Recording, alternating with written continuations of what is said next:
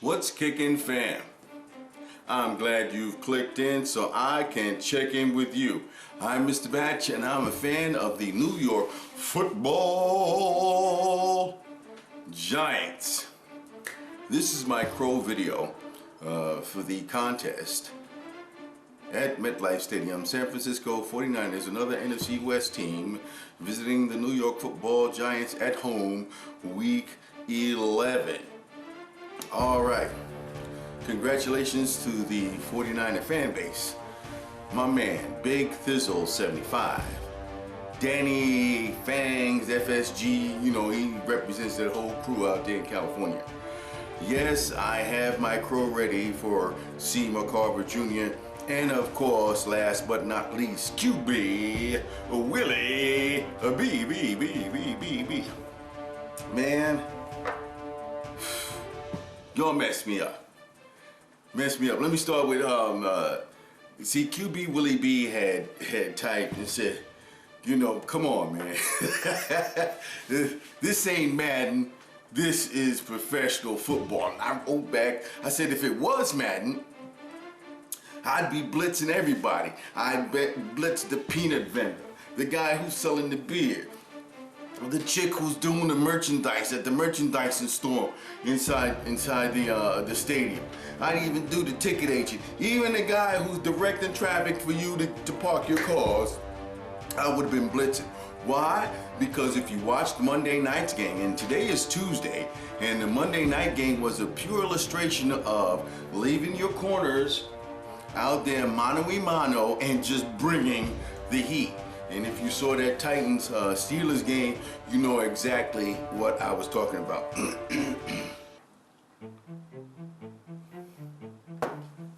Now, that Sunday started out like any other Sunday. Received a phone call from a friend of mine saying he's got to dash out to like the Home Depot or Lowe's or somebody like that to pick up some calcium chloride, because now it's wintertime and the weather reports have it that it's gonna be brick. If you watched last night's Titans Steelers game, you've seen how cold it was. So my bud picks me up, we get ready to run. He said, hey, let's get something to eat before we do. Hey, he said, happy hour all day at TJ on Fridays. I said, perfect. I said, they got the big screens, they got the games on. I'll be able to catch some of my Giants before, you know, we have to do anything else. So sit down, got a beer. Got the seasonal beer, man, nice dark, you know, flavor. Then ordered the munchies, and then the game came on. I'm like, yeah! First turnover, we take it and turn it into points. I tweet. Yeah, beep, beep, beep, beep, beep. Tweet it out there. Then it started to happen. When Eli threw that second interception, I told my bud, I'm glad you're driving. I'm gonna start hitting the hard stuff, and was taking a few shots to go along with my beer. Yes, they had drove me to drink extensively, and I'm glad I was not driving that day. Didn't Eli get the memo that we were supposed to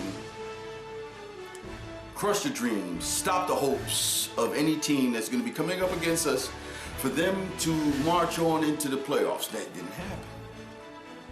What happened to our ground game? Should have been featuring Odell Beckham Jr.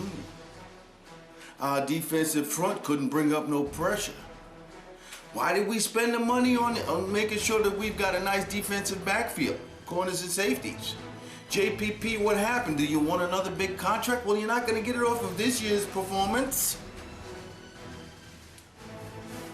The offensive line. We've got a couple of guys on the offensive line who have been in the league for 5 years and have come from other teams. Now they're starting for us, and our offensive line has been depleted to a point where we don't really have something that resembles a ground game. I mean, it's running back by committee, but if these guys don't open the hole, what are you gonna do? The San Francisco 49ers have some sort of rookie 6th rounder, I think, you most likely will correct me, who had replaced Bowman, and he's been doing a commendable job for you guys. And hey, that's what happened. My defense had kept you guys scoreless for how many quarters? I mean, you was kicking field goals, and you know, I'm not saying that gave me a false hope, but in this league, in today's game, you've got to put points up. And I'm old school. I mean, hey, a good defense, you know, but when you chip, offense wins your games. And our offense was totally pathetic. Eli, 5 times. I'm telling you, by the time he when he threw the second pick, I started hitting the hard stuff. And when it got down inside the 5, if Darnell would have made that catch, he would have become a freaking legend here in New York. He's been making all these crazy catches all year. Inside of the 5-yard line, just like, oh, it's the ball. Yo, family, catch it. That's your job. You know, don't believe your press clippings. You know, just catch everything in sight, and then at the end of the year, you talk about your press clippings and stuff like that. Those 49ers messed me up, man. I was having a great time at TGI Fridays.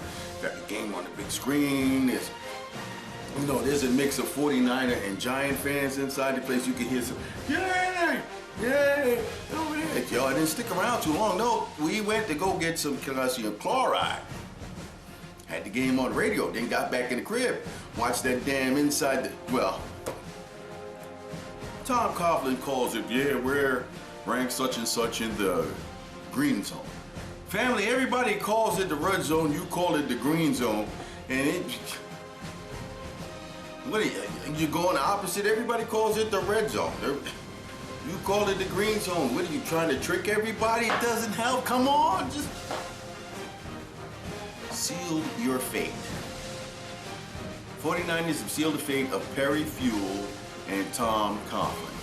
In the sports talk world here in the New York area, in which you can most likely see blogs and podcasts and such, Parcells says he's behind Coughlin, of course, coaches fraternity.